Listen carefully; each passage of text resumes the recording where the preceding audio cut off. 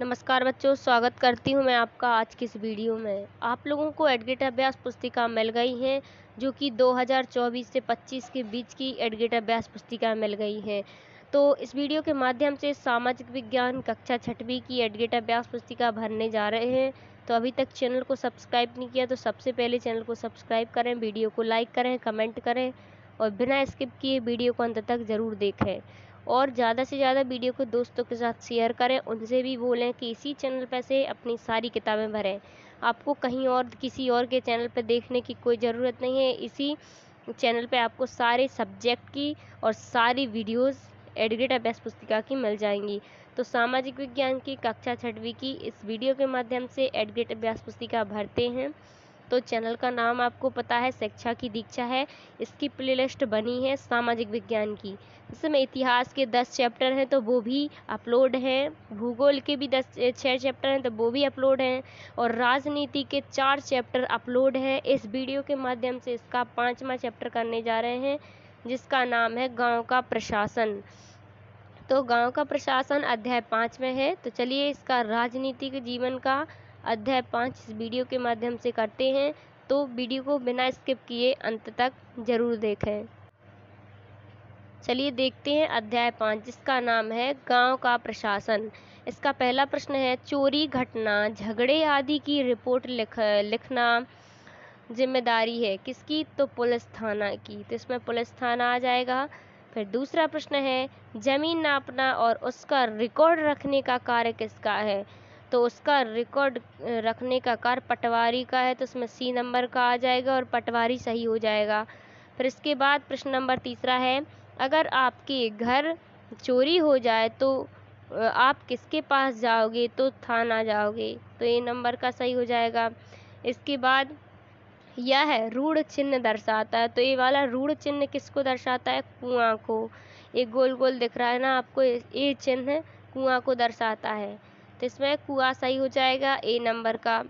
Next, जमीन से संबंधित विवाद मामले में कौन सा विकल्प सही नहीं है?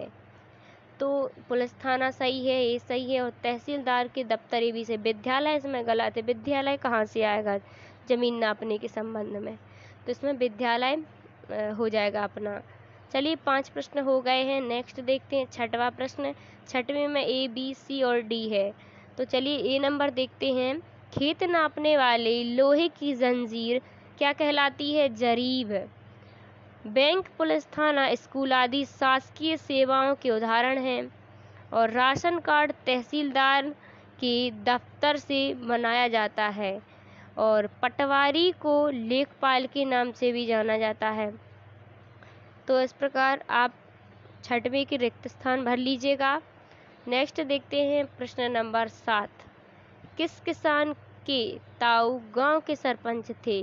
तो रघु के ताऊ गांव के सरपंच थे। किस किसान के? रघु, जो रघु था वो किसान था, उसके ताऊ गांव के सरपंच थे।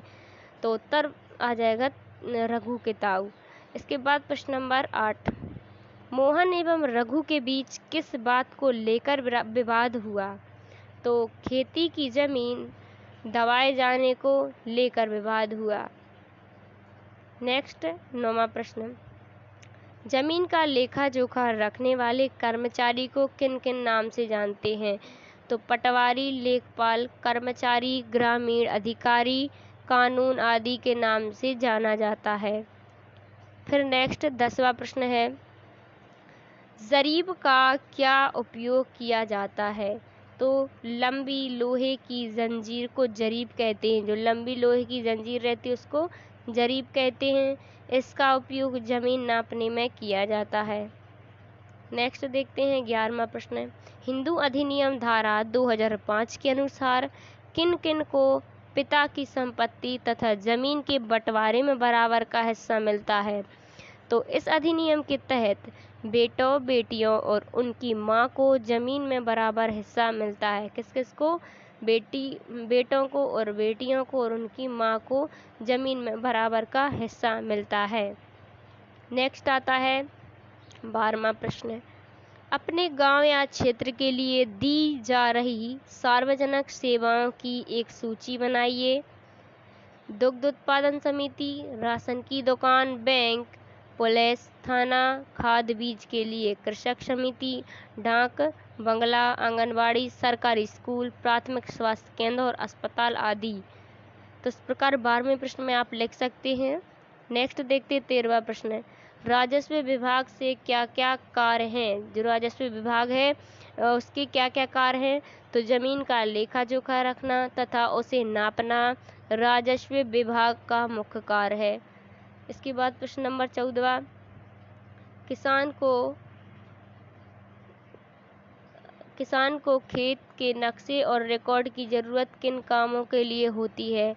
तो अगर किसी किसान अपनी ज़मीन में कुआं खोदने के लिए बैंक से कर्ज चाहता है तो उसे यह साबित करने के लिए ज़मीन का रिकॉर्ड दिखाना होगा कि ज़मीन उसकी है तथा रिकॉर्ड उसकी संपत्ति की खरीद बिक्री और उसके बच्चे के लिए बंटवारे के लिए भी आवश्यक है। तो इस प्रकार 14वां हो गया है प्रश्न। इसके बाद आता है 15वां प्रश्न। तहसीलदार के कौन कौन से कार्य होते हैं? लिखिए। तो तहसीलदार के 2 कार्य होते हैं। पहला, तहसीलदार को अपने क्षेत्र में बड़े पैमाने पर दौरा करना होता है और दूसरा, तहसीलदार भूमि, स्वामी राजस्व और सरकार को देय अन्य बताए राशि के संग्रह के लिए जिम्मेदार होता है। तो इस प्रकार 15वां प्रश्न हो गया है। आप वीडियो को रोक करके लिख सकते हैं। इसके बाद लास्ट प्रश्न है 16वां। पाठ के आधार पर सरकार को 2 प्रशासनिक कार्यों के बारे में लिखिए। तो पाठ के आधार पर सरकार के 2 प्रशासनिक कार्य क्या हैं? उत्तर में लिखना है प्रशासनिक कार्यों के तात्पर्य सामान्यतः सरकार के नियमित संचालन से जुड़े कार्यों से हैं, जिसमें कर निर्धारण और संग्रहण, कार्मिक सेवाएं, क्रय अभिलेख, प्रबंध सेवाएं, डाटा प्रसंस्करण, भंडारण उपकरण, मरम्मत और मुद्रण शामिल है। तो इस प्रकार 16वां प्रश्न हो गया है। तो अभी तक चैनल को सब्सक्राइब नहीं किया तो चैनल को सब्सक्राइब करें, वीडियो को लाइक करें, कमेंट करें और ज़्यादा से ज़्यादा वीडियो को अपने दोस्तों के साथ शेयर करें। मिलते हैं नेक्स्ट वीडियो में जो कि अध्याय 6 रहेगा। तब तक के लिए थैंक यू।